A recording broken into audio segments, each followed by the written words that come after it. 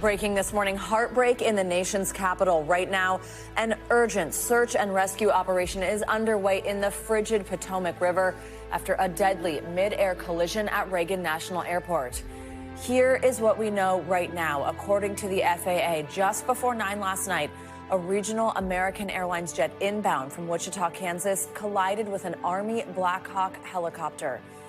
You can see what appears to be that collision in this video we're showing you right now. Law enforcement says the force of the impact broke the plane into pieces, sending both the jet and helicopter into the icy river. Officials say 60 passengers and 4 crew members were on the plane and 3 U.S. soldiers were on the helicopter. The organization that oversees U.S. figure skating confirms athletes, coaches, and family members who had just attended a training camp were among the passengers. You might recall the figure skating championships took place this past weekend in Wichita.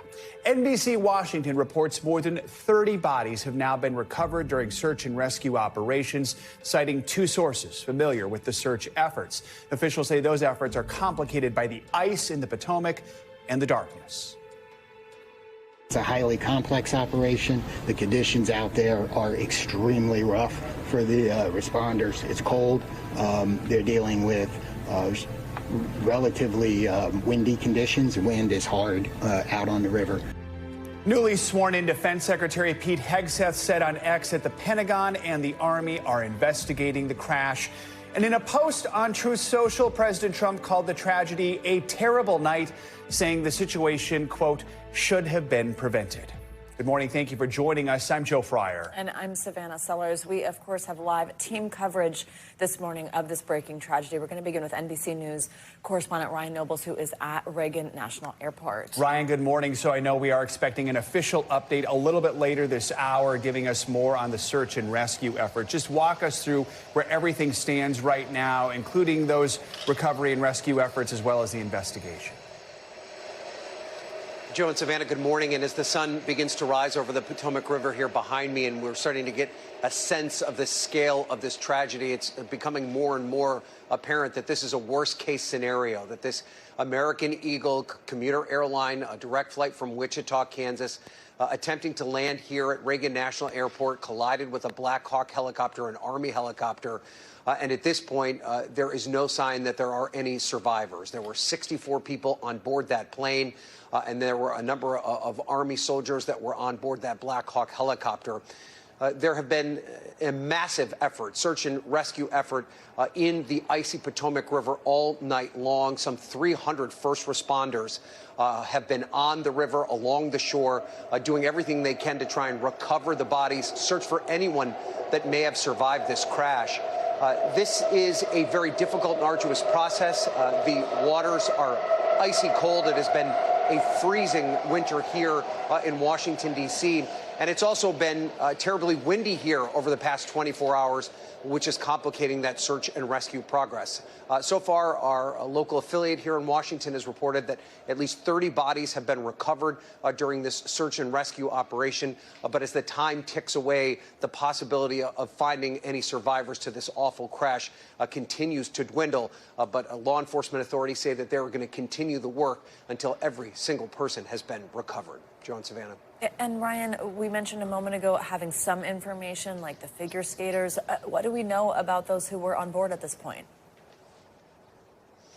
So at this point, the airline officials have yet to release the names or provide any specific information about the people that were on board that aircraft. You're right. The most specific information that we have got is that the U.S. National Figure Skating Association has said that there were members of their community that were on board that plane coming back from that figure skating championship in Kansas over the weekend.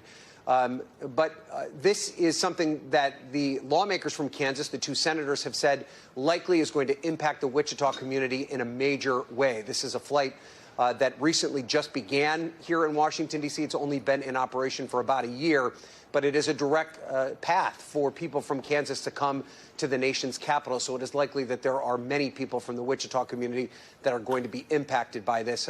But we likely won't know the real impact of it until later today when we get a full assessment of just how devastating this tragedy has become. And Ryan, the American Airlines CEO, I know, is expected in D.C. this morning. He put out a video. Tell us what he's saying.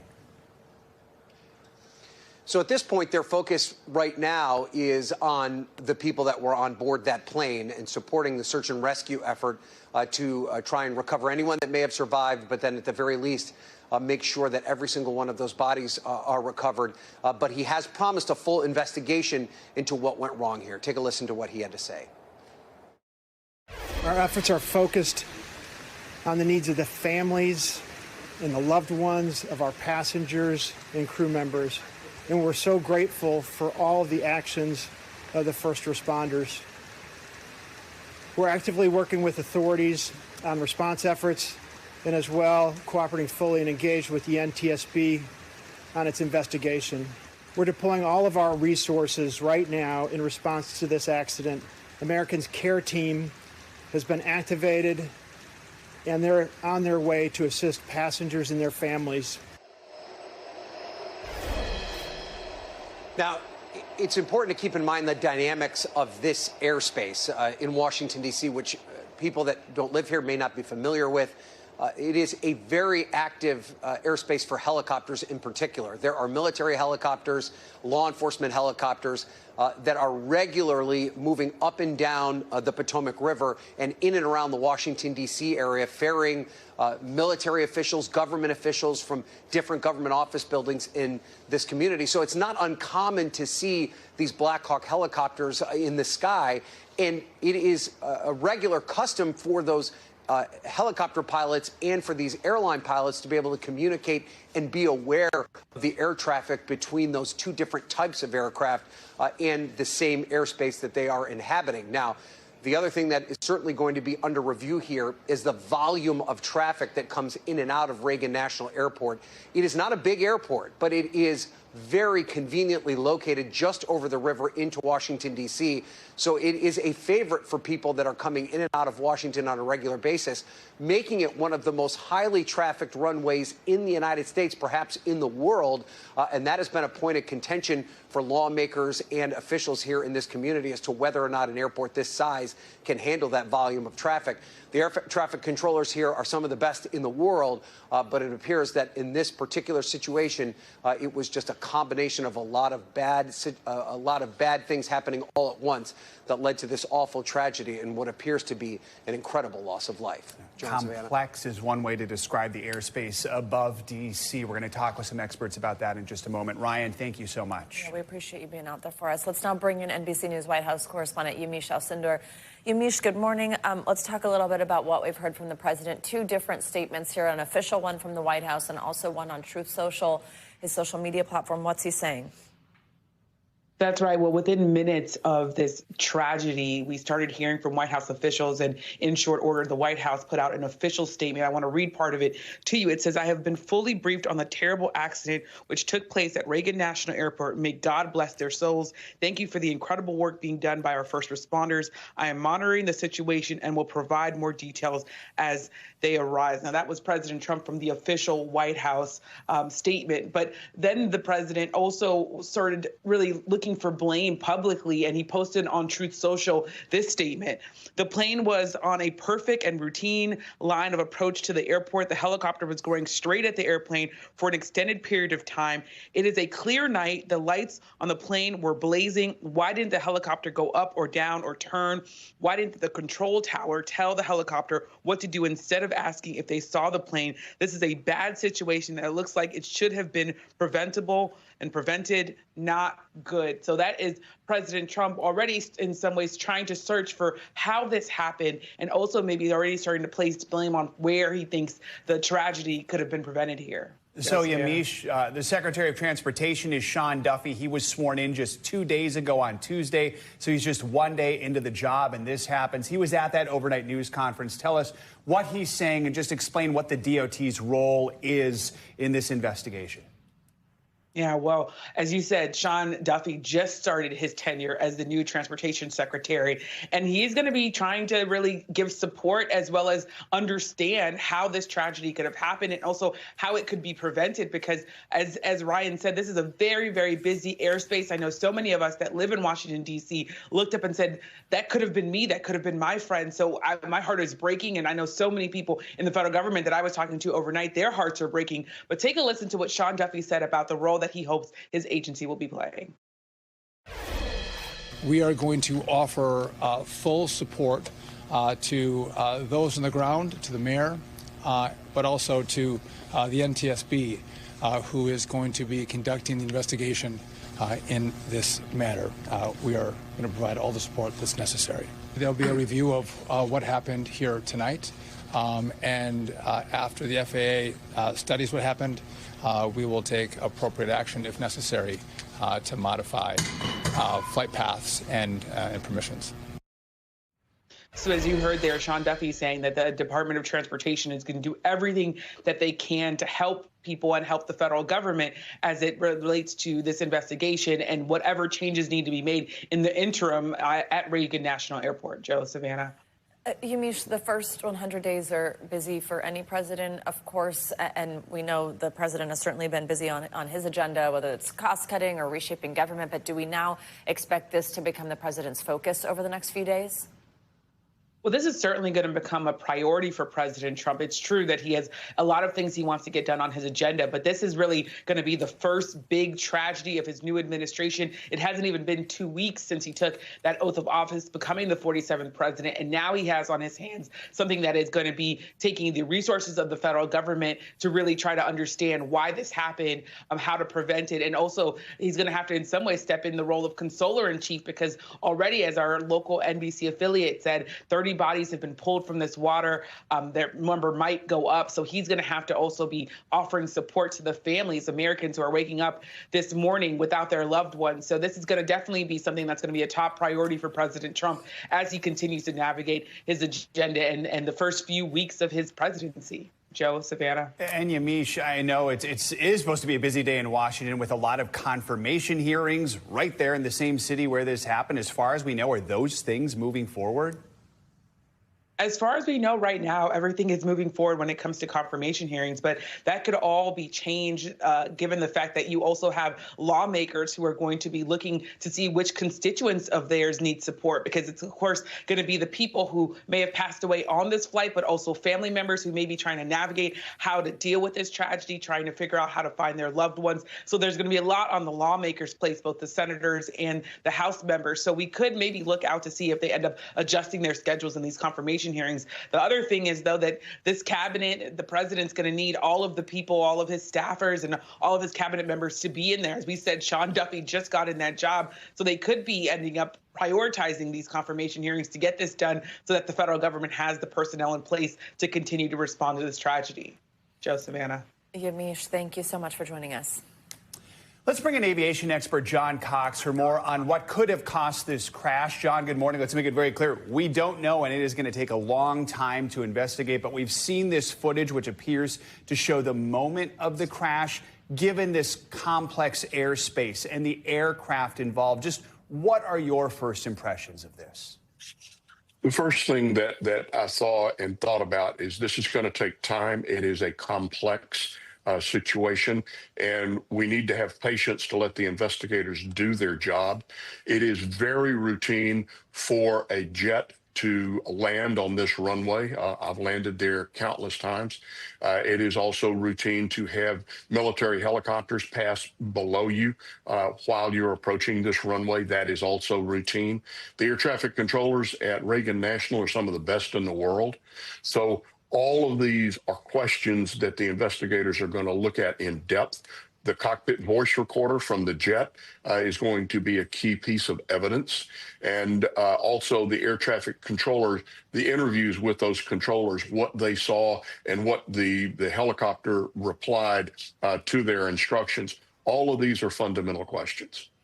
So taking that in mind, and of course bearing in mind, we are no experts here at this desk when it comes to aviation, but just as people at home may be wondering, having been on a plane before themselves, having seen a Black Hawk helicopter, as a plane starting to land, it's relatively low speed, lower than it would have been mid-flight. So with the passenger jet at lower speed, these two seeming to be at this similar altitude, they're both on, assuming there's lights on them, and knowing that a Black Hawk helicopter has that wide visibility that's kind of a hallmark of it.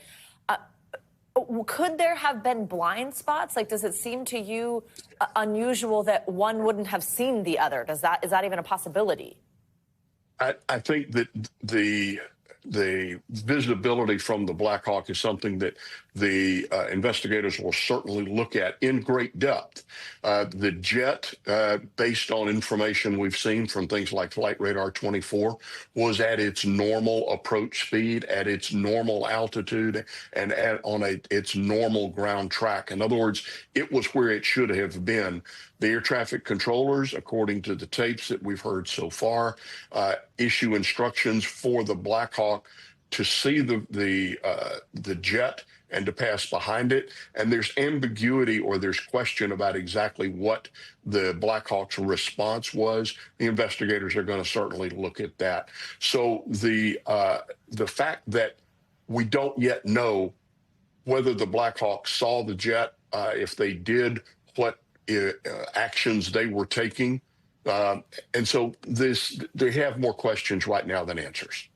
John, you say you've landed at DCA countless times. We've talked about the complexity of it there. Talk a little more just about what Reagan National is like. Tom Costello was saying earlier this morning that pilots actually like flying into it because it is a little bit harder than most other airports. I always enjoyed flying in and out of Reagan. The procedures are special, but the controllers are very good. The pilots that go in and out of there, we all know the routine. And so you're dealing with highly skilled professional pilots, highly skilled air traffic controllers, moving a lot of airplanes in and out of a very geographically constrained airport, and it works extremely well. And so I always enjoyed it. I thought that it was, it put your skill levels to test, but that's what professional pilots do. You also mentioned that it was, I think the word you used was routine, even to have a military helicopter flying under you. When you're in that situation, what's that experience like? You see it or you're hearing about it from air traffic control, and how is that coordination handled? Normally, if they say you may get a traffic advisory that will say 11 o'clock, 2 miles is a helicopter at or below 200 feet on the east side of the Potomac, or on the east side of the river, they call it. And you may look up and see that the ones that are painted with the white tops are a little bit easier sometimes to see, but you know that they're going to track the east side of the river and that your flight path is going to have you turn inside of that. So there's going to be some horizontal separation, but there also is some vertical separation. They're at or below 200 feet. And typically the jet, as it turns final, is 300 to 400 feet up. So you're passing above them. You're busy at that point as you approach the runway, positioning it to make sure that you're on the proper glide path and speed. So there's a lot going on, but this separation routine has worked so well for so many years. It is considered, in fact, routine. Let's talk about the investigation. We know these investigations with the NTSB typically take several months, if not more than a year. What's the information that's going to be available to investigators to help them try and figure out what went wrong? Obviously, a lot of the communications are going to be pretty quick, something they can quickly get their hands on, right? The radar data from the facility, it's called Potomac Approach, but the air traffic control radar, the air traffic control voice tapes, interviews with the air traffic controllers, the cockpit voice recorder from the jet. I expect that it will be found sometime today or maybe tomorrow. It will be sent to the NTSB laboratory and downloaded, so we'll know what the pilots were saying. And then if they're eyewitnesses, they too will be interviewed. So it's a very methodical process that the investigators at NTSB will follow. And the idea there is to gather information in the early hours and days, and then once you have that information, is to slowly go through it and find the relevant pieces, and then begin to put the sequence of events in order. And that way, that's when you begin to determine the causes here and what both what contributed and what was causal to this tragedy. I understand there's a piece of equipment, it's called Traffic Collision Avoidance System. Can you explain how something like that, or any other piece of equipment, type of process that goes on in a cockpit or maybe in that air traffic control tower that is in place to prevent a tragedy exactly like this one, and how they can't prevent them 100% of the time, apparently? The Traffic Collision and Avoidance System, which is known as the acronym TCAS, is an extremely effective tool. There's a couple of things here. One, TCAS is inhibited at low altitude. So, and it's around 500 feet, give or take. Whether the Black Hawk also had TCAS on board is an unanswered question. There are military aircraft that don't have TCAS on board. So that's one of the things that they're going to look at. The air traffic controllers have a conflict alert alarm that will show up on the radar screens, and there are indications that that conflict alert may have gone off. In situations where you have aircraft passing as close to each other as does occur at Reagan National, that conflict alert would not be that uncommon, but the flight path of the helicopter should have been on the east side of the river, and that should have provided some lateral separation as well as vertical. So these are things. There are devices in airliners, in corporate jets. This TCAS system proven to be extremely effective, but it does have limits when it gets at low altitude, that it is inhibited. John, we hear so much in recent years about the air traffic controller shortage, and we have no idea if that had anything to do with what was going on here. But talk about how big of an issue that has become in the aviation industry. The shortage of air traffic controllers is definitely an issue for the aviation system.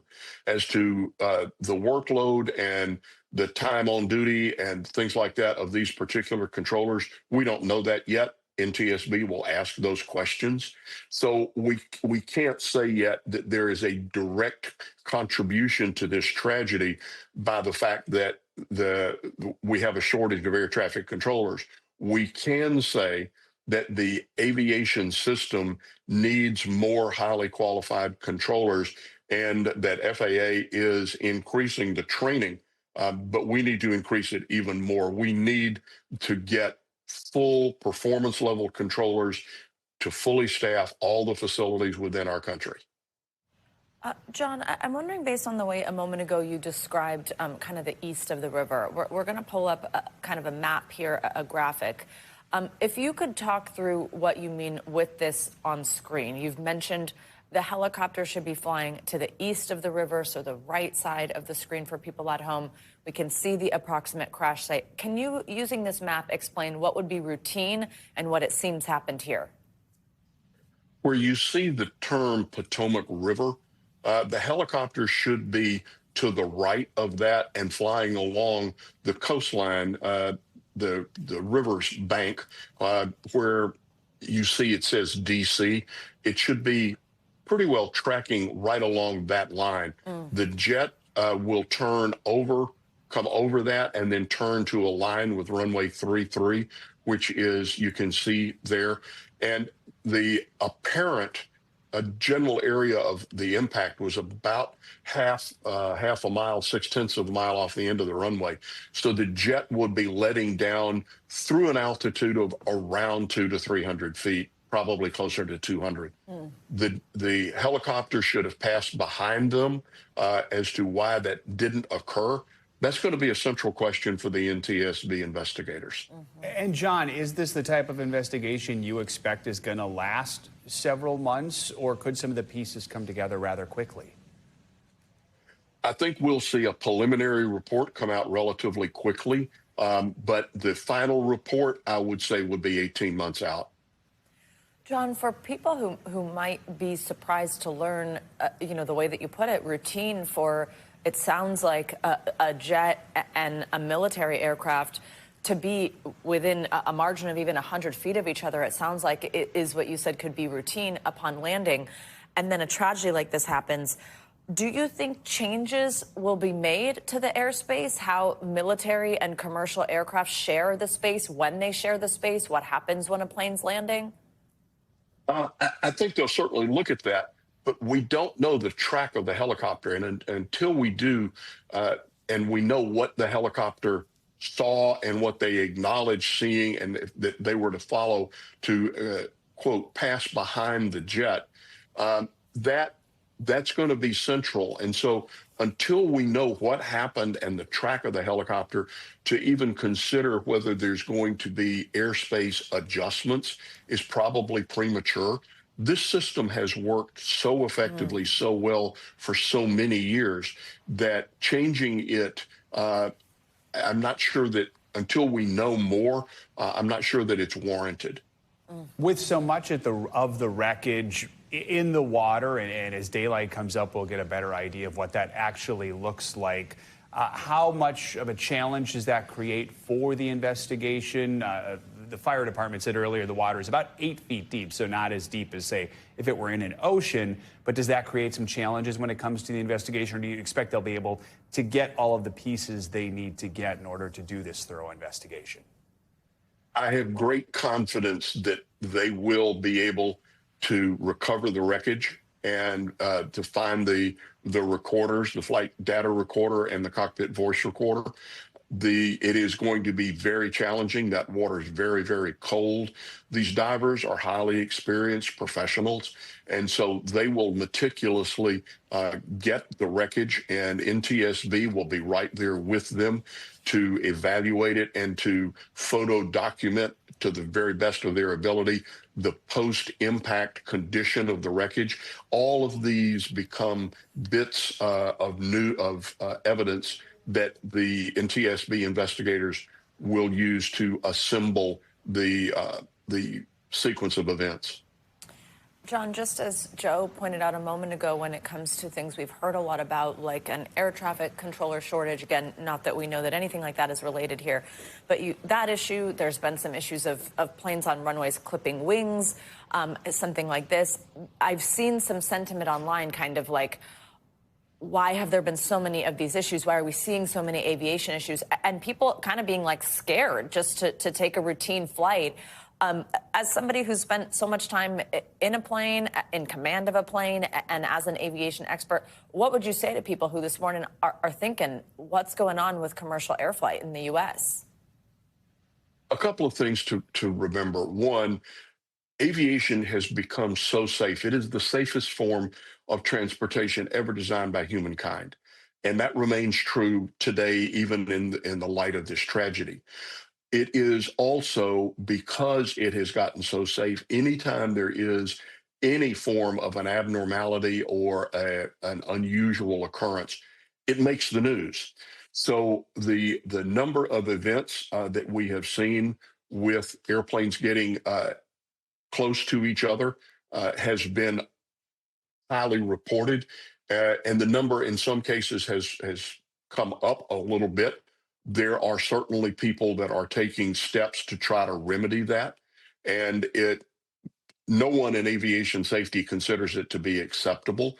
There's areas of improvement here, but I fly pretty much every week, and the safest place I can be is on an airliner going to a destination, the most hazardous part of that journey is the drive to and from the airport.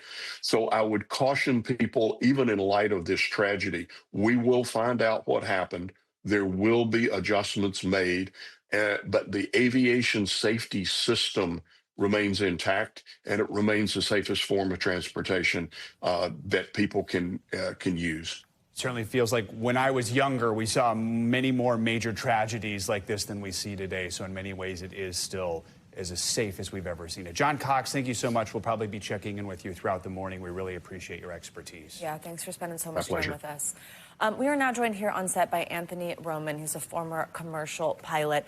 We are, by the way, waiting any moment for a special report to hear some more from the ground from investigators, a press conference, which we'll bring you. So forgive us, Anthony, if we interrupt you while we head to that momentarily. You have been in the captain's seat before, and I even actually understand, and this is quite a unique perspective on a morning like this, not only have you landed at DCA, you just shared with us that you've had a scary situation at this particular airport, but tell us about some of your experience. Yeah, I had a near miss on final approach during some bad weather. We broke out of the overcast at minimum altitude, a couple of 100 feet above the ground, and a military helicopter flying parallel to the river flew directly underneath us. Happens in a split second, very little time to have a reaction to it. It's unfortunate in this case that the approaching aircraft had to approach runway 1 through the instrument system, and then at the last moment change directions, make a dogleg to runway 33, and then a left-hand turn to line up with runway 33 to land. So the crew's focus is on landing that aircraft, especially at low altitude, maneuvering in those directions. Not unsafe, but it does require a great deal of attention. And the collision avoidance system, the TCAS, will only, at times, under 1,000 feet, alert you not to the direction of a conflicting aircraft, not its altitude, but only that it's in the area. And you have to then take your attention from the runway, look at the screen, and it'll show you a little diamond of the position of that aircraft. But it will not alert you to all aircraft under 1,000 feet. Did that change your mindset in future flights when you were landing at DCA? Is this something pilots have talked about? Because we've heard some people say pilots actually like flying into DCA because it is a little more challenging and they get to put their skills to the test. But how did pilots discuss this, and how did it impact you when you were flying in and out of there? Well, you know, it leaves an impression for the rest of your life when you miss another aircraft by that type of distance. It's a split second, particularly when you're flying blind into the airport through the overcast, and you pop out and you're stunned to see this happen. I reported it to the air traffic controllers, and very little was done at that time. But this was a couple of decades ago, and so things are very much different now and much safer. Do you think it's more crowded there now, or has it always been like this? I think it's always been crowded, but it is particularly crowded right now.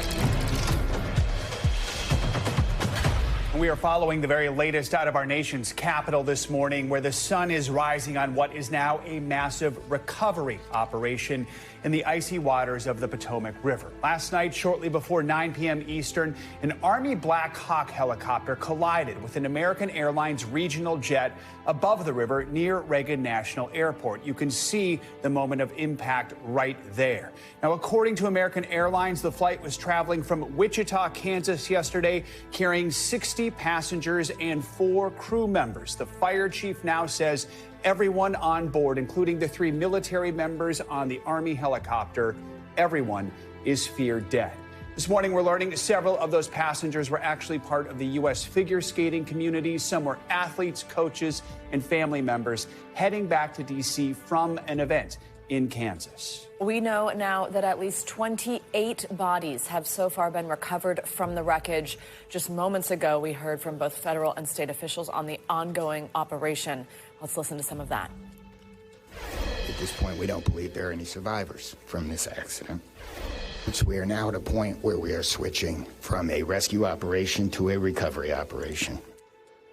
Reactions are pouring in from lawmakers and leaders across the globe this morning, including President Trump, who criticized the conditions leading up to the disaster, writing in part on Truth Social, "This is a bad situation that looks like it should have been prevented," something echoed just moments ago by the Transportation Secretary. We have live team coverage all morning as first responders comb the crash site for any insight into what went wrong.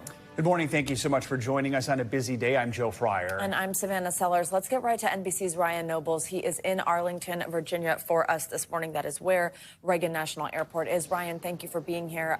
There are hundreds of law enforcement officers working on this investigation. We just heard from several officials and got this update. I think the first thing here is heartbreak for the victims and their families. And the second thing is questions about what could have gone wrong, what caused this. What did we learn in this briefing on that point? Yeah, Savannah, I think you're exactly right the way that you phrased that. It is an absolute tragedy, but also one that probably doesn't come as a surprise at this stage of the investigation when you take into account the volume of time that we're dealing with, the conditions of the icy waters of the Potomac River, and the fact that no survivors had been located up until this point. It's not a surprise that law enforcement have moved from a search and rescue mission to a search and recovery mission. And from where I'm standing, you can see the dive boats right across the Potomac River there. And as the sun came up, we actually could see a pretty clear view of some of the wreckage of those aircraft. It's bobbing in the waters behind us right now.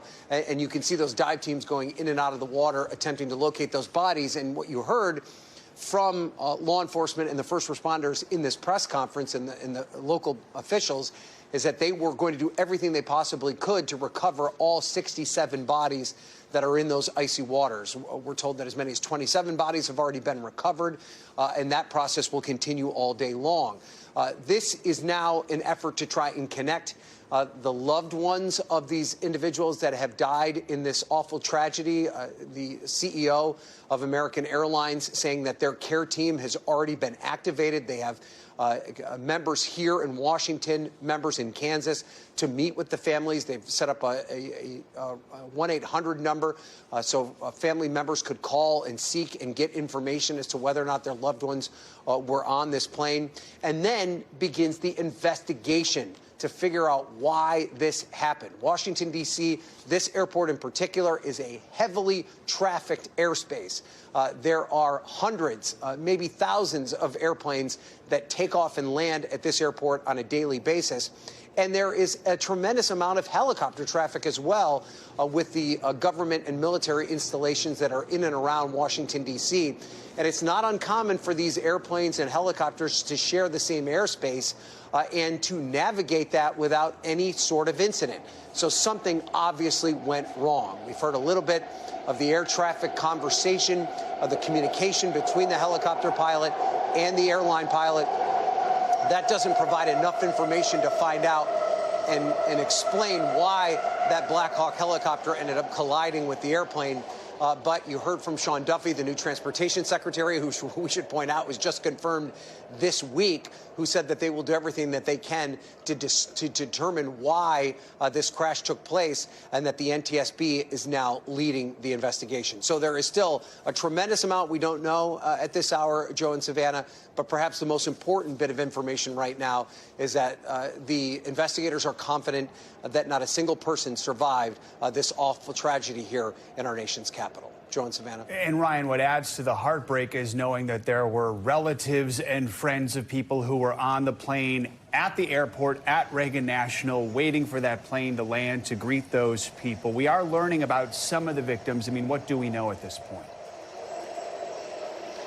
Yeah, so they've yet to release any sort of a passenger manifest. They're still in the process right now of connecting with the loved ones and the next of kin for the people that died in this plane crash. But we do know that there are many people connected to the figure skating community that were on this plane. There was a championship that took place in Wichita, Kansas over the weekend. And the U.S. National Figure Skating Association has said that some of their elite athletes were on board this plane flying here to Washington. And there were also champions from the Russian government, from Russia. And the Russian government, I should say, has confirmed that some of their champions were on board this plane and died as well. So we're still, there are going to be many stories about the people that were on board this plane that are going to come out in the days and weeks ahead. There's still very little we know, frankly, about the people on board this plane, but there's no doubt that it's going to impact a lot of people here in Washington, D.C., but also a lot of people in Wichita, Kansas, and beyond. The volume of tragedy here, we're probably only going to begin to learn more about in the days and weeks ahead. Ryan, we mentioned a little bit of what we've heard so far from the White House, from the president. We also heard the transportation secretary discuss essentially being in step with the president on this. Tell us more about how he's responding to the collision.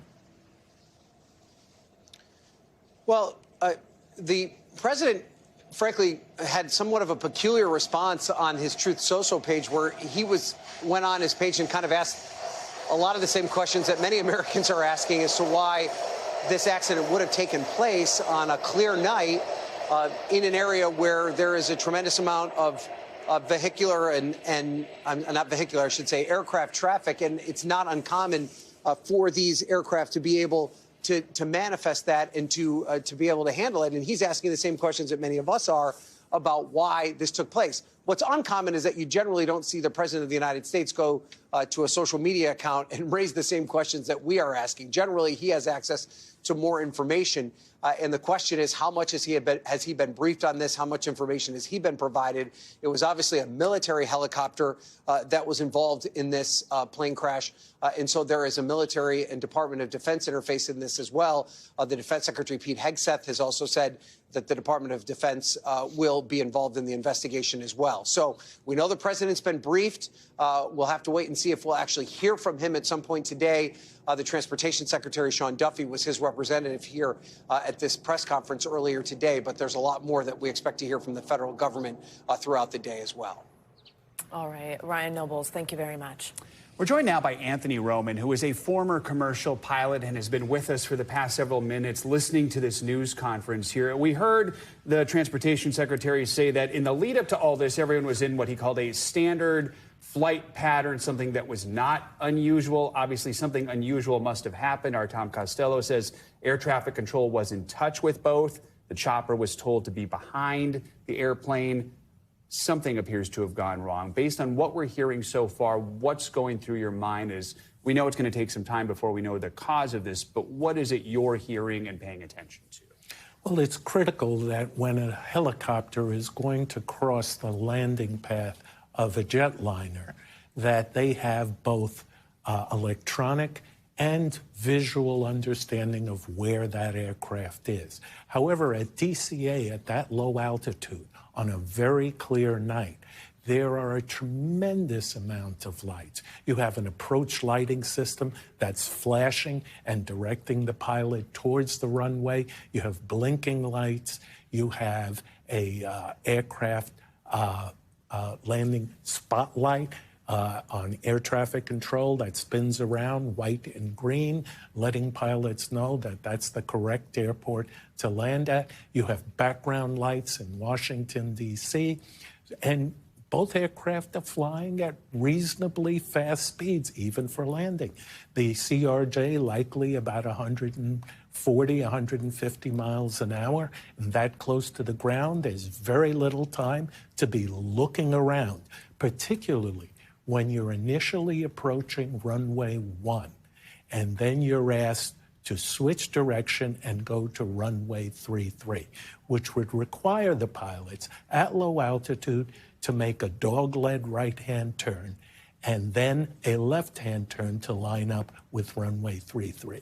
So they're very, very busy at managing that aircraft. The collision control system, which alerts pilots to the direction and altitude of a flight and will also tell pilots what evasive action to take, is not as active under 1,000 feet. It may alert the pilot that there's an aircraft in the vicinity. The pilots would then have to distract themselves from landing, look at that collision alert screen to see the position of the aircraft. Now, we're talking seconds before landing at that high speed. So to do all that is making it very, very difficult. The helicopter pilot, on the other hand, we don't know if they had a TCAS system, a collision alert system. So, and we should note, we know this helicopter was in a training mission, right? It's in a training mission. That does not mean that the pilot's inexperienced. All pilots go through training frequently, even if they have 20, 30 years of flying. If we could, control room, pull up that map full, I have a question about what you're saying with runway 1 versus 33. So the runway 33, which is clearly noted right about in the center of your screen, that is where they were ultimately attempting to head to. Correct. Runway 1 is to the left of that? Correct. The longer runway right in front. The longer that you can see, really kind of the big line splitting almost the middle of your screen. So you're saying if the airplane was headed for runway 1, with little time to go, they have to make a right to then line up with that runway 33. And during that same time, you're suddenly getting a notification there's something else in the airspace near you. That's right. When we just heard Tom Costello say specifically, what we heard from the press conference, air traffic control was in touch with both of them. That's been confirmed. But this other note that the helicopter was told to go behind the jet. That would lead you to believe, okay, both are aware of each other. Where could there have been a breakdown in understanding or communication then, do you think? Or what could have led to confusion? Well, the pilots of the CRJ are focused on that landing. And when the helicopter was asked to go behind, it's the primary responsibility of that helicopter pilot to have the traffic in sight. Now, I believe the helicopter pilot, according to information currently received, had the aircraft, the CRJ, in sight. There was another jetliner taking off from runway 1 at the same time. Whether he confused the position of the aircraft, whether he lost the CRJ in all of the lighting systems of the airport, the flashing lights, the ground lights, is a big question mark. We may never know. One thing that was interesting is Secretary Duffy noted that the fuselage has been found. It is in waist-deep water. He said it was inverted. It was in 3 different sections. Correct. Anything you can take away from that? Yes. Well, the aircraft was hit in the back half of the fuselage. So the pilots of the CRJ would likely not have seen that helicopter approaching from that angle. But the pilot of the helicopter, which has very good visualization forward and to the sides, should have been able to see the CRJ landing. It appears that the military pilot did not perform to standard in this case, but the investigation's being performed. That's very preliminary opinion. We'll have to see what happened. For viewers who weren't with us earlier this morning, you're learning that before a tragedy like this happened, they were obviously aware that they were in the same airspace. And you've shared from your own personal experience, that is routine. You've even come close to one yourself, a military aircraft, while flying a plane and making a landing at this very airport. Explain for viewers who maybe find that hard to believe. Wow, it would be normal to be just within hundreds, less than 100 maybe feet, 2 aircraft going at such a velocity. But that is typically the case in this particular airspace. Yes, there are landing patterns for those 2 runways, and there are transition patterns for the helicopters to fly with clearance from air traffic control. They had the clearance, likely following the correct flight path. They must have lost visualization of the CRJ. Bottom line, you've flown into DCA many times. Complex, is that a good way to describe the airspace there? It's a very busy airport with complex approach systems and pathways. For runway 33, for example, you have to make 3 turns within 10 miles, traveling at 150 or so miles per hour. It doesn't take long to transit. It requires a lot of attention. Runway 1 is a direct approach straight into runway 1. But to make that dog leg a change of direction at the last moment to line up with runway 33 requires the CRJ's full attention of the crew. So the helicopter pilot flying straight and level and transitioning that airspace really, in my view, had a greater responsibility to maintain separation distance. Anthony Roman, thank you very much. Your expertise is so needed this morning. We appreciate your time and you sharing your own personal experience. We'll probably be speaking with you throughout the morning. Thank you so much. Joining us now is D.C. Councilman Charles Allen. Councilman, good morning. Thank you very much for joining us. Obviously, a tough morning in the area. First, just tell us how you and other local officials are feeling this morning as the sun comes up. We're getting a clearer picture of this crash, including the fact that we now know this is switching to that recovery operation rather than a rescue operation, with 28 bodies recovered so far. Yeah, I mean, listen, our heart breaks for all the families and members that were passengers, that were crew, for the 3 military members. It is a devastating tragedy. And, you know, I was out in Southwest last night, talking with neighbors and rescue workers, and everybody was hopeful that we were going to see a survivor, we were going to see a rescue. And I think as the hours kept going, that hope obviously diminished. And now we're sadly in the full recovery mode. And, you know, I'm really proud of all of our first responders. I think our fire and EMS rescue teams, our MPD Harbor Patrol. These waters are cold, they're icy, they're dark, they're murky, and they were working through the night trying their very, very best. And so really appreciate the incredible hard work of our first responders in D.C.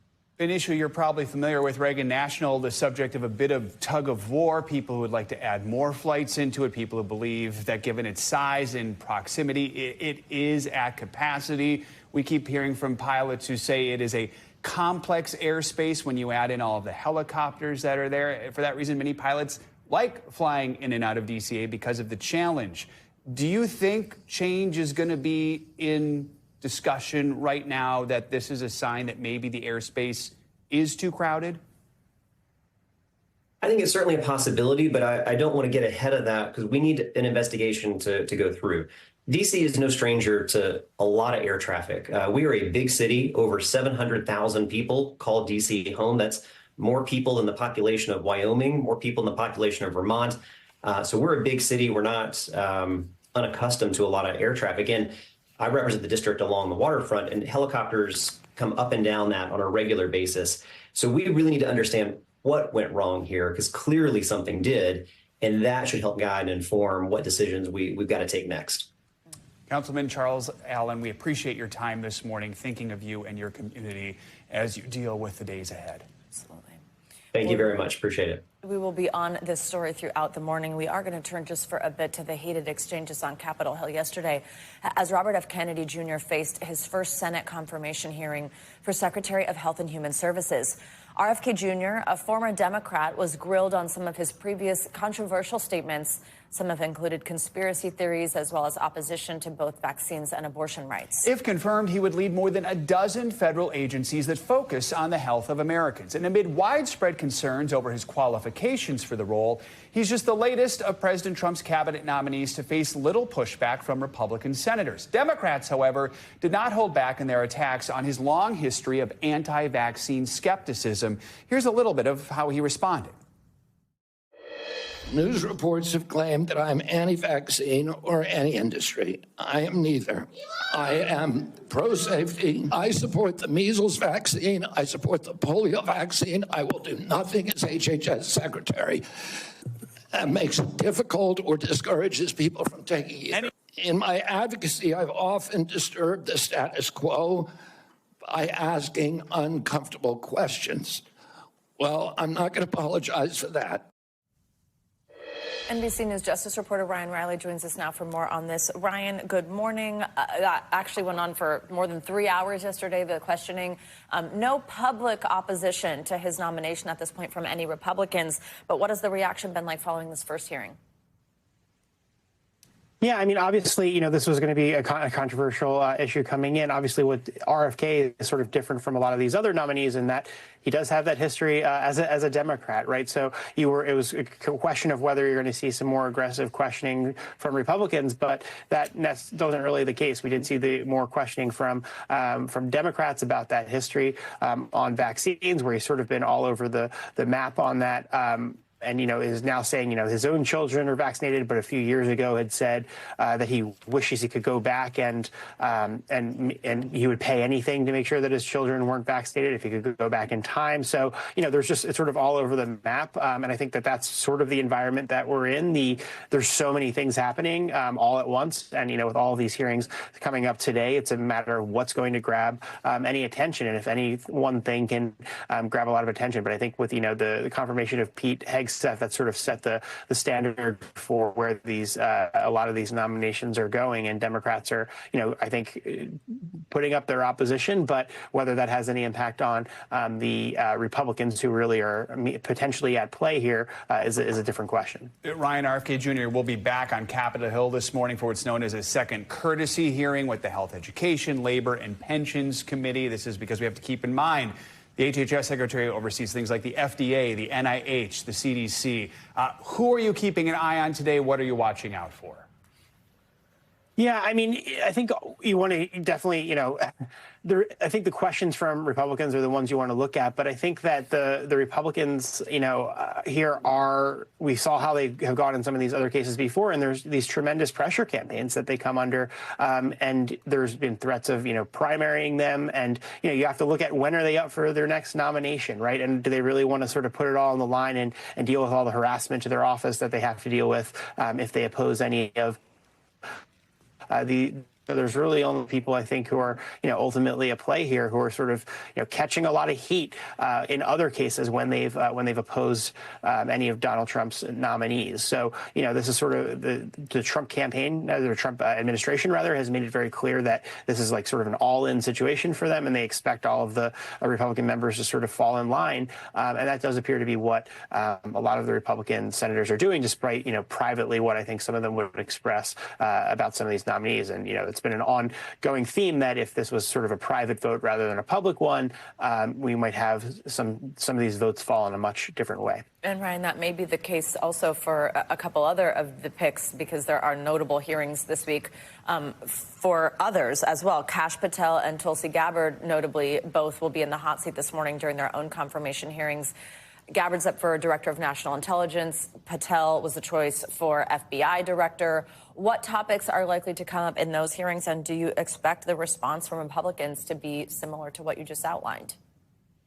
Yeah, I mean, I think there might be a little bit more skepticism with Kash, just because some of the things he's written in the past. He's, of course, written these children's books that portray Donald Trump as a king. So I think Democrats are expected to focus pretty heavily on some of that. His rhetoric, he has an enemies list. He's talked about going after journalists. So I think those are probably the things that he's going to have to be prepared just to face down, because he did have this very, very bombastic sort of personality, I guess, podcast bro personality that he's rolled out over these past several years. So I think the question will be, how much of that was for show, how much of that is true beliefs, how much of that was to sell books, how much of that is what he actually believes. So I think that that's what's ultimately going to be sort of at issue for his hearing going forward. And with Gabbard, I think, her history and some of the questions about her dealings with foreign governments are definitely going to be at front of mind there, and I think that there's going to be some skepticism there, but it ultimately does come down to that narrow set of Republicans. So I think that that's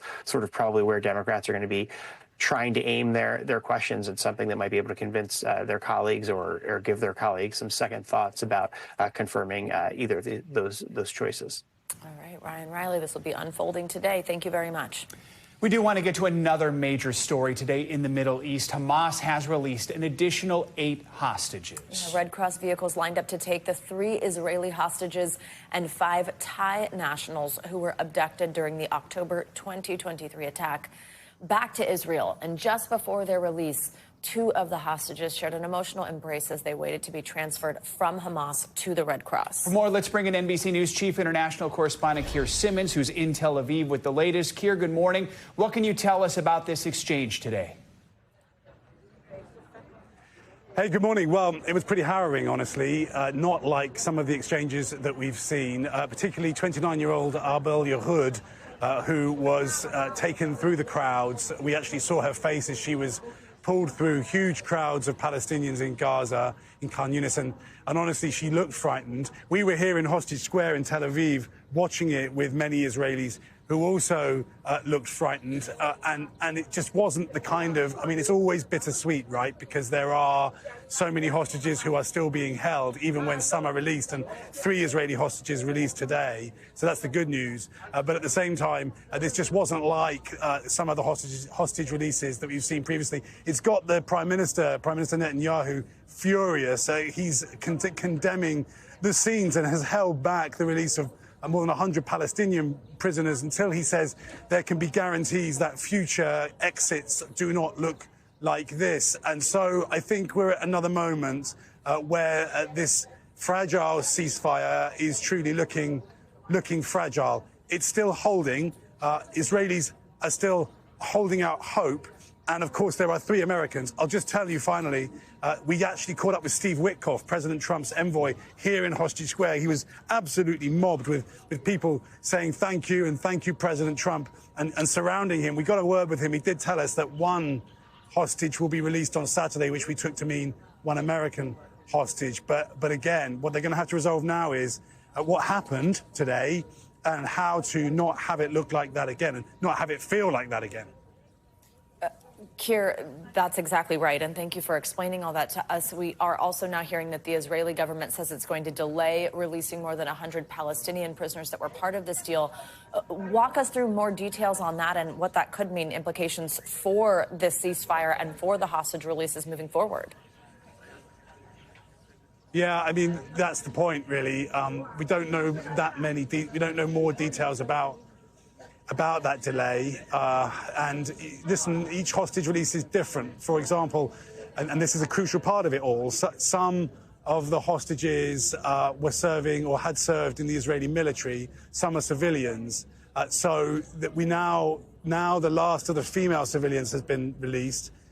So the handovers seem to be different depending on the kind of status of the hostage. And again, I saw Steve Witkoff here in Hostage Square, and just from the short conversation that I had with him, just one question, one answer, he did seem confident. So maybe it's not as, maybe this isn't shaking things as much as perhaps the words of the Prime Minister Netanyahu would suggest.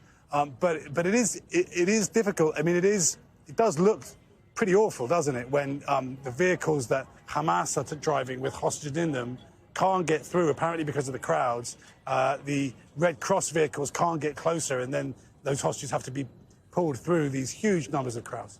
Keir, you mentioned the Americans were still waiting for their release. Hamas holding several civilian hostages, including one thought to be a toddler, still an infant, during the attack. Yeah. It depends on what happens with this current situation with the Palestinian prisoners, but is there a timeline, assuming things can get back on track, for when we would even see the next exchange take place? Well, the next exchange, we hope, is Saturday. There were, until today, 26 hostages in the phase 1. Now that's down to 23, of course. But then we heard over the past weekend that Israel says, it's been told by Hamas, that 8 of those are dead. So you ask about that little boy, that little child. Well, OK, we haven't seen him yet. And it's not clear whether he will be part of this phase 1, but he should be, as you say, because, of course, he's a child, so he's a civilian. There are real worries about him and about a number of others. Keir Simmons, appreciate your reporting this morning. We know you'll stay on it. Thank you. Absolutely. Well, let's get back to the latest developments on that mid-air disaster over the Potomac River in Washington. For now, we want to dip into coverage from our NBC affiliate station in Washington, WRC. You should be assured that when you fly, you're safe.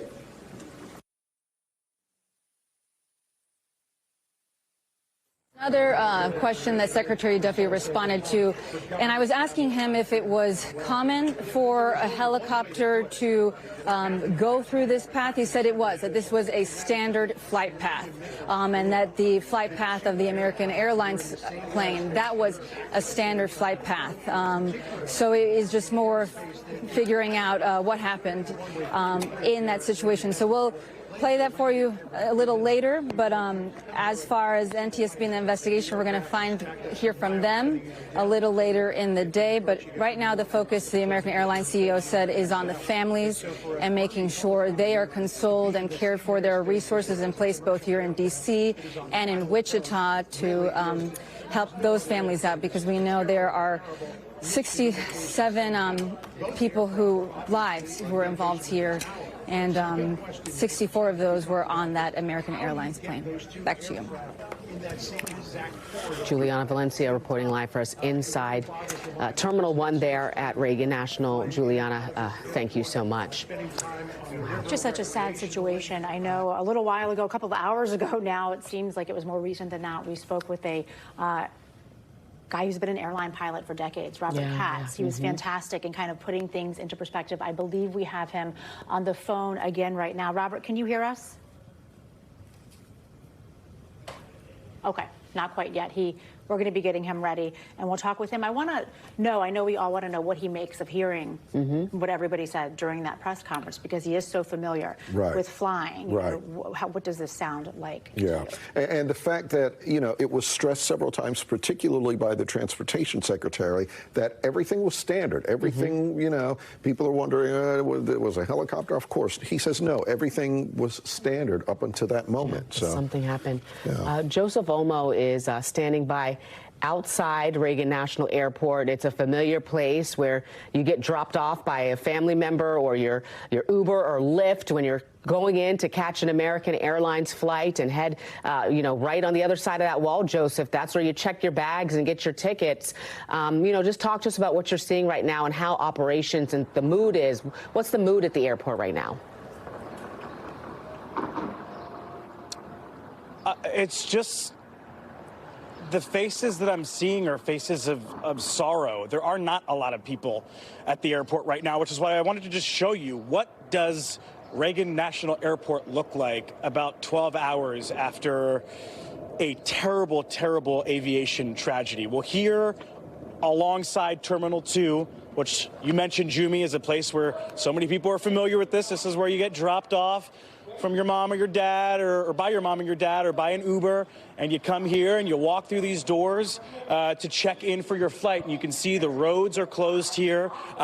We're told by police that they're slowly reopening. The airport right now is technically open to the public, so we're going to go in and kind of just show you what it looks like. Some people already have their bags and are sitting down waiting for the resumption of flights. But right now, look at the departure boards and the messages that are up here saying, due to an emergency situation, Reagan National Airport is currently closed. Passengers, please see your airline representative for additional information. Of course, they're talking about the actual airport facility, like the runways. That's what's closed. There are people who are checking their bags with their airline. Why don't we zoom down this way, Brooks, that way we can show what the main hall here looks like. People are checking their bags and going through security, but not a lot of people, because right now there's just uncertainty as to when your flight is going to take off. We heard from the CEO of the Airports Authority, Jack Potter, that the airport itself, the runways, are going to open at 11 o'clock this morning. That is when the first takeoffs and the first landings will happen at this airport since the crash last night at 9 o'clock. So again, 11 o'clock this morning is when those first flights will probably be taking off and landing at this airport. One place, it's familiar. I come live down here during all of our Christmas travel coverage and all of the Thanksgiving travel coverage that we do. Look at this, the TSA line. Not a person in the line right now. not something that you see really ever, even at 4 o'clock in the morning when it opens. And we're told that this is going to open up the TSA line here shortly. But this is what this airport looks like after just an absolute tragedy last night. It's been about 12 hours. And again, the airport is open to the public, but no flights are taking off, no flights are landing, and we're told that that's not going to start until 11 o'clock. Just an eerie feeling here at the airport. There's not a lot of people inside and certainly not a lot of traffic outside. Yeah.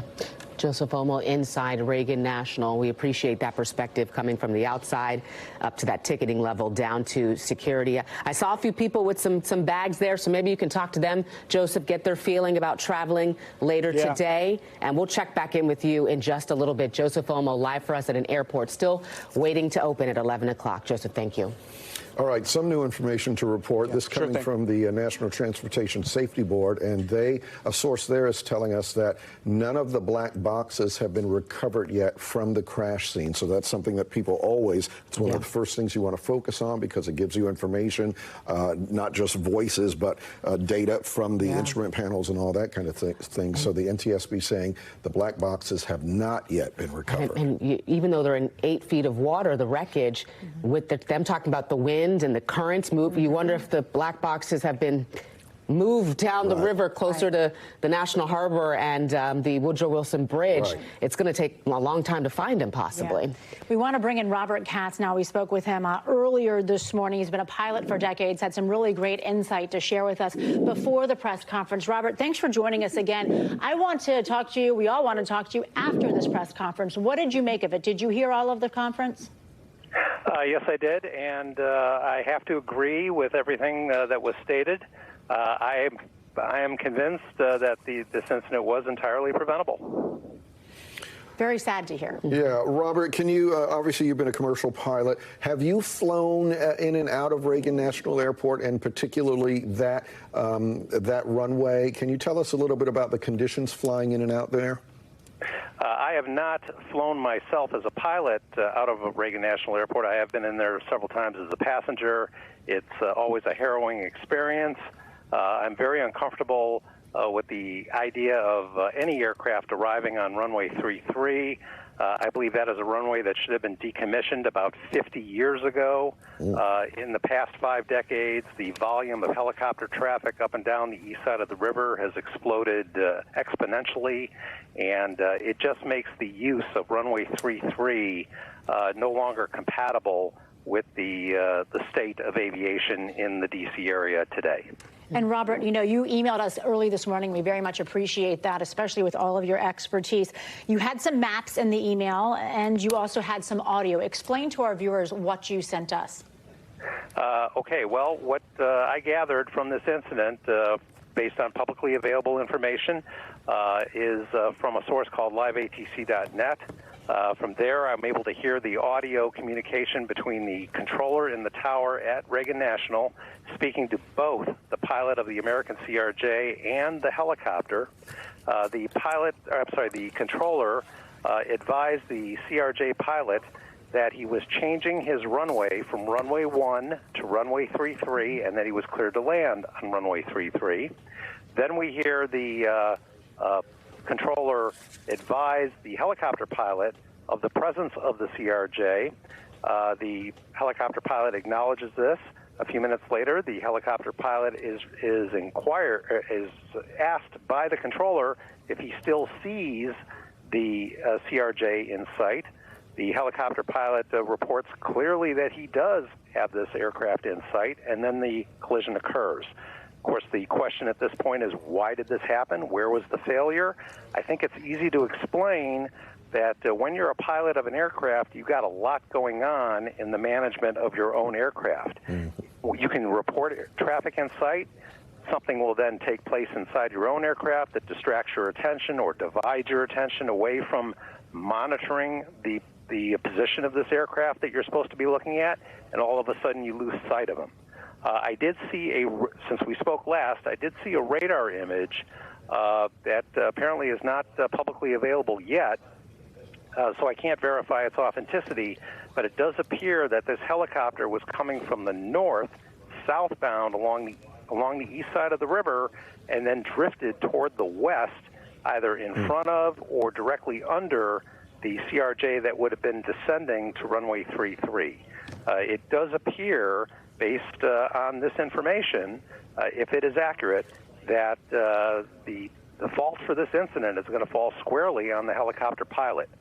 We can't blame the CRJ pilot for doing anything but what he was doing as instructed, which was to descend to the runway directly in front of him, and that's what appears that he was doing. Why this helicopter would have drifted from east to west as he was southbound along the river is a question, I think, for NTSB to investigate and hopefully answer. Lots of good information. Robert Katz, a long-time commercial airline pilot and, flight instructor. We thank you for your insight, as always, as you've been giving us over the past several hours. And we'll try to check in with you in just a little bit, Robert Katz. We appreciate the check-in. And we're also getting information. If I can make one more brief comment? Sure, please? go ahead. Oh, yeah. Okay. No pilot is obligated to accept any instruction from air traffic control at any time in any phase of flight. Now, what that means in this case is that just because the air traffic controller is changing the runway assignment to the CRJ pilot, that pilot was not obligated to accept that instruction. The pilots can in our vocabulary, the key word is unable, in which case the controller would send the CRJ around to be resequenced again for runway 1, which is what that airplane was originally supposed to be landing on. The downside is that it's going to cause a delay. It's going to cost American Airlines a couple $1,000s more because this airplane costs, say, $10,000 an hour to operate. The trade-off is, so what? What do we want here? Do we want to arrive late or not at all?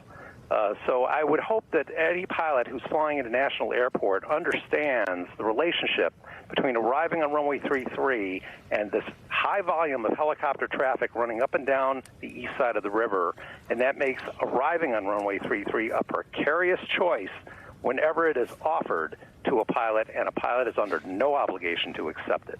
Wow, very interesting. Something we, of course, did not know, and only from your perspective did we learn that. Thank you so much, Robert Katz, again.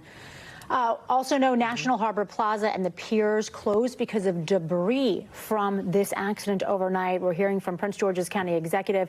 The debris field from last night's tragic plane crash has now spread into Prince George's County. We are closing the plaza and the piers at National Harbor today to further assist in these search and recovery efforts. So you can just see the movement, the debris field that they're going to be dealing with, as this, again, is a marathon and not a sprint. Yeah, debris field expanding, water currents, wind, and all of that contributing to that. Yeah, Joseph Olmo is up. You can see inside the airport, right outside TSA security. Joseph, I saw you a moment ago speaking with some passengers that are waiting, and we see some in the background there. They've got their carry-on bags. They're waiting for TSA to open. What are you hearing from passengers who are getting ready to take some of the first flights out of Reagan National since the airport's been closed after this tragic accident? Two words, actually, that those ladies there told me. They're headed over to California. They already had a flight scheduled for today. They said it's in God's hands, that they're still going to come out and fly today. Their flight is delayed, but they hope to get up in the air at some point. And just moments ago, we have an update. The boards are back at Reagan National Airport, but clearly you can see anywhere that's highlighted in orange means that a flight has been canceled. So these three boards here are all of the arrivals. So everywhere from Miami to Nashville, Montreal, Chicago, Boston, the majority of flights canceled inbound. Outbound on the blue boards here, still the same thing. A lot of canceled flights, but you see a Delta flight that was supposed to take off at 6:59 this morning to Atlanta may get up in the air at 12:10. Another one may get up in the air at 11:30. These Boston flights on Delta and JetBlue are on time. So if all goes well, like the CEO of the airport said, by 11 o'clock this morning, flights will be back up in the air, which is kind of incredible to think about when by 11 o'clock it's only going to be 12, 13, 14 hours after this horrible, horrible crash. I want to bring, you don't want to talk to us now? Okay, she said that she doesn't want to talk to us live on TV. There's a woman here who's going to Pittsburgh, but the general sentiment that we're getting from passengers here is, listen, I had a flight scheduled, and like we heard from those two ladies back there, they're putting it in God's hands. Back to you. You feel for everyone who's got a flight today, you know, and like the weather and many things that touch and affect everyone in this region. D.C., everyone takes flights out of Reagan. We all, you know, it's something that impacts all of us. Did you want to say something else, Joseph? Yeah, I do. So there's a conversation going on about, is it safe? Is air travel safe? Right? We cover incredible amounts of flights every day. During a typical day, you're talking anywhere between like 40 and 45, maybe even 50,000 flights in the air that the FAA tracks in just 24 hours. All of those planes packed with dozens, most of them packed with hundreds of people. They take off and they land safely. So when we look at a situation like this, what happened is a terrible crash, terrible scenario, and we've got to get to the bottom of what happened. But there's a reason why aviation experts across the board, commercial pilots will tell you America is the golden standard for aviation safety, because out of the 40,000 flights that take off and land every day, they do it typically without incident. Yes, this is one that obviously that wasn't the case, but every day over or around 40,000 flights are tracked by the FAA. 40,000, that's a lot for it to happen every day. It's millions of flights a year taking off and landing without incident. So not to discount what happened, but when you look at the overall safety of the system, you know, it's like clockwork. They do it pretty well. All right, Joseph Elmo reporting for us from Reagan National Airport. Thank you, sir. All right, and our Paul Wagner has also been live for us a lot of this morning. Paul is along South Capitol Street, where many of the recovered bodies have been brought throughout the morning. A very sad scene there. Paul, are you seeing anything different, or has anything changed since we last chatted? Sure, yeah. I just got off the phone with a public safety source who was here on the scene last night, here at the helipad, and he described this operation to me. And let me show you where that operation was going on. Over my right shoulder here, you can see the DC police helicopter sitting on the helipad, and that's the collection point where the bodies were coming in last night, all night long. And you see the ice on the river now because the sun is up, and you can see the difficulty that these boats were having to cut through the ice and bring these bodies into the helipad, which was the collection point. This public safety source telling me a few minutes ago that a number of bodies were placed on one of the DC fireboats. The Prince George's County fireboat also took part and also brought bodies in. And this source describing to me that as the bodies were coming off the boats, they were then placed into body bags, and then they were put into ambulances. And then over my left shoulder, I want to show you where the D.C. medical examiner has set up a temporary morgue, and that's where all the bodies are going now. The process now is collecting the bodies. The identification will come at some point, and that's going to be a very grim task. I just spoke with an official who's over there, a law enforcement official, who told me that identifying the bodies is going to be difficult.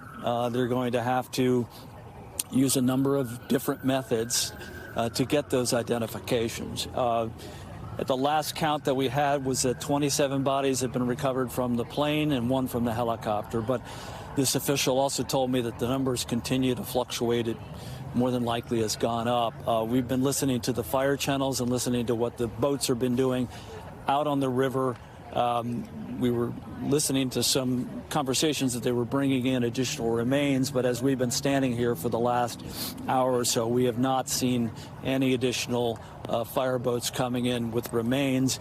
You heard John Donnelly, the fire chief, at the news conference talking about how a lot of the debris is floating down the river as far as the Wilson Bridge. And so you can imagine how cold it is out there, the current in the river. We're on the Anacostia, so they'd have to take the remains from the Potomac and then come up the river to the Anacostia and then come down here to the helipad, which is where the collection point is. So that's the latest that I can pass on at this point. All right, Paul, thank you so much for your great reporting out there this morning. Well, we are at 8:57 if you're just joining us, but at the top of the hour at 9 o'clock, we are expecting a news conference that'll be starting in Wichita, where this American Airlines plane originated from. That'll be with Wichita's mayor and other officials there in the state of Kansas. Also set for later on this morning, a news conference with Defense Secretary Pete Hegseth at the Pentagon. That'll be the first time since this tragedy unfolded that we hear from the U.S. military and, likely Department of Defense officials, because a lot of the questions surrounding this morning are what happened with the helicopter and its role in all of this. And so maybe we'll begin to get some of those answers coming up. But both of those news conferences will bring you here live on the air as soon as they begin. Sadly, last night, obviously, this began as a rescue mission. It is now a recovery effort, as described by Police Chief, D.C. Police Chief Donnelly, or Fire and Rescue Chief Donnelly a little bit earlier this morning. We want to let you listen to that sound. We are now at a point where we are switching from a rescue operation to a recovery operation. At this point, we don't believe there are any survivors from this accident. And we have recovered 27 people from the plane and 1 from the helicopter.